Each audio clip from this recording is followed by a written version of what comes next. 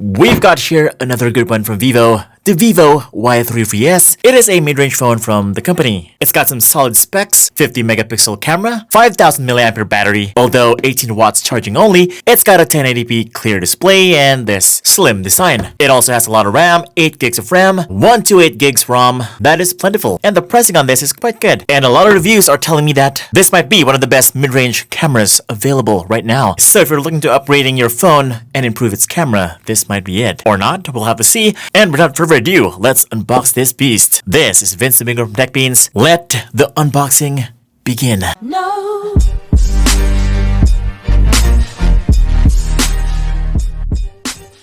Alright, white box, blue text, and some gray ones. Here we go. Vivo, Las Vegas. Here are the accessories, or rather the papers. Product technical specifications. Ooh. Important information and warranty card. Quite nice. And the quick start guide. Last but not least is the gel case. Look at that. Transparent. And now, for the star of the show, Mr. Y33s. Gorgeous. Oh my goodness. This does look like the Vivo V21. Let me just take a quick look.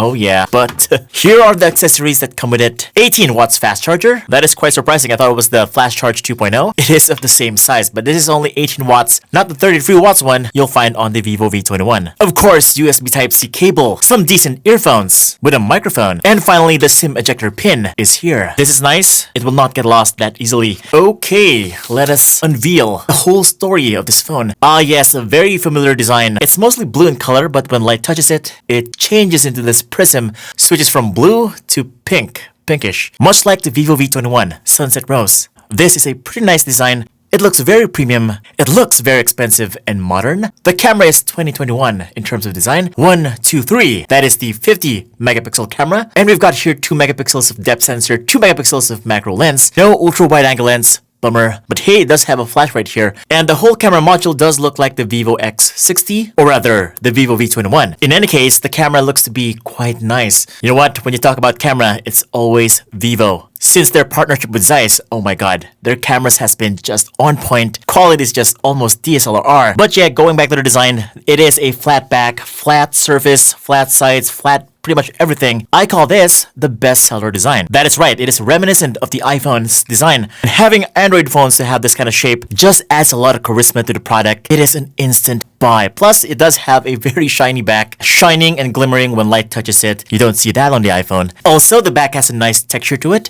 very smooth, albeit a little bit slippery on the hands. You might need the gel case all the time so that it doesn't only add protection but also some extra grip. The Vivo Y33s is a very light, very thin phone. It is made mostly of plastic, still gets smudges even though it's matte back, but not that noticeable. And the build quality is just okay because, you know, it's made out of plastic. No fingerprint scanner at the back, it's just the camera and the logo. The fingerprint scanner is right here. It is also the power button. And on top of that is the volume rockers. At the left side, we don't get anything. At the bottom, we get the headphone jack, microphone, USB Type-C port, and the loudspeaker, which is a dual nano SIM card slot plus a micro SD card one for your expandable storage. That's good on top of the 128 gigs of ROM. And just finished setting it up. Here's the display. It is 6.58 inch, 1080p LCD display. Wait for it, 401 ppi. I know. It's 2021.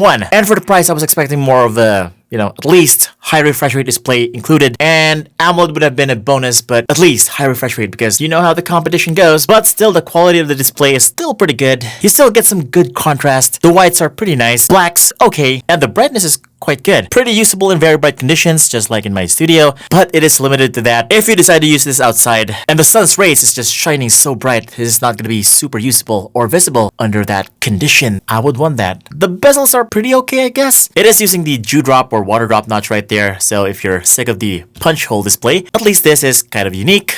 Well, at least different. Pictures are pretty okay, look at that. My wife, so pretty. It's got some good color going for it. You know it's a good display if the pictures are not that washed out. And things like this just stands out. And look at this, it does support up to 1440p in YouTube. This is a 4K video of course, but yeah, that is the limitation it has. But to be able to go there and display this kind of quality is, wow, I was not expecting this from the Vivo Y33s. Now what about the performance? Is it good? Well, here's the Antutu benchmark score. It's pretty okay, 240,000. This number right here is not usually super impressive in terms of 2021 performance. It is pretty decent. But of course, when I was testing it out, when I was opening apps, it felt pretty zippy, pretty smooth, if you ask me. Whoa. So yeah, performance-wise, it is pretty good, just not super fast. But when it comes to games, Mobile Legends, here it is. This is how the game looks like. It does not go up to ultra graphics, but it does have HFR mode, high graphics, shadow, and the game does look very nice, very good. No frame drops whatsoever. It runs pretty great on this phone. And if you're a Mobile Legends player, this is gonna be a good buy for you. The display is also very responsive. I didn't feel any ghost touches, mistouches, or any problems with the display. And no frame drops too. That's a good sign. Yeah, if you love Mobile Legends, this is gonna be a good phone for you. You will definitely enjoy Mobile Legends in this phone. Oh no, Call of Duty. Medium graphics, high frame rates. Okay, so it's not super optimized for this game, but still I did feel that the phone was pretty smooth on this game. Just not 60 frames per second smooth, of course, it's only high frame rates. The thing is, this game is really good, and I think this game is just super playable on this phone. What matters is that it's playable. Although it's not the best experience, there are a lot of phones out there that could outperform this phone in terms of the optimization, the performance, the smoothness it will be able to give you. If you're not a major Call of Duty player, then this is pretty okay. If you're just playing casual, you will enjoy on this phone. Now let me just talk about the speakers. The speakers is not stereo, it's only one speaker. It's not loud, it's just okay. It's also not that full when you hear it. I just wish it was better. And of course, my ultimate benchmark game is Genshin Impact. A lot of players are playing this game not on mobile, but on desktops and consoles because that's the best place to play it. Doesn't scorch your hands, better graphics, and just a lot more stable. But of course, on smartphones, if you do decide to buy this phone, this is going to let you play this game at the lowest settings. Well, actually, up until the highest settings, it's all possible, but it's just not smooth. It's not super playable. Also, it's gonna be super hot at the highest settings. So the best settings for this one is low settings. It's gonna be comfortable to hold, and the frames are gonna be stable at this setting. Well, what can you expect? It is a Helio G80 processor from MediaTek. More than a year since its launch. This processor has been the go-to processor for most mid-range or entry-level phones, and it is a very good one. That's why a lot of smartphone makers are using it. Okay, so the games might be subpar on this phone, but this is where things are gonna be turning around. This is where it truly shines, the camera. But do take note, this is not a Zeiss camera or Zeiss lens. Those are only reserved for their flagships, VIVO X60 and the VIVO X70. Not even the VIVO V series has the Zeiss. But then again, even without Zeiss, it still has a pretty nice camera. It's just because Vivo is really good at making camera software. The image processing is just out of this world, and it's one of the best in the business. And here are the pictures that I got with the phone. As you can see, for the price, it looks just so good. Way better than the competition at this price.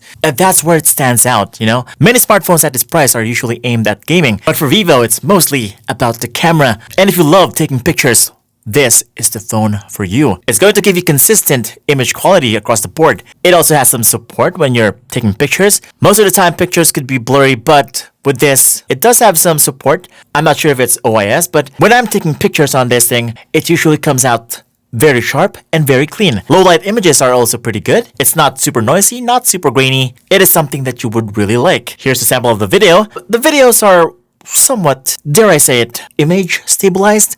Yeah, the video looks quite smooth. It doesn't have that jerk when you're walking. Could it be using Zeiss stabilization or one of Vivo's advanced stabilization technology? I'm not sure. But whatever it is that I'm seeing right here, it's pretty stable. Just not VIVO X70 stable. That's already out of this world, you know? You know what? If you want the best camera this year, go get the VIVO X70. Probably the best video camera that you can buy. And it's half the price of an iPhone. Yeah, seriously. But of course, if your budget is just, 15,000 pesos, 13,000 pesos, you might need to consider this one. And that's right, the price is 12,999 pesos, 48 gigs of RAM, 128 gigs of internal storage. There is no other variant, although there is another color, the black one. This is the Midday Dream, and the other one is Mirror Black. And that sums up this review of the VIVO Y33s. It's a good mid-range phone, but I highly recommend you see it in person if you're not really convinced about this review. You gotta experience it for yourself. And it's being displayed on many Vivo stores near you, so go check it out in malls, SM malls, Ayala malls, any malls near you will do. And oh yeah, it's already available in the market, so you don't have to wait. No more pre-orders. Just go check it out. And if you want to see more reviews just like this one, please do subscribe, hit the bell icon so that you don't miss any of my great content. This is Vince the Migram Tech Beans, and I'll see you on the next video.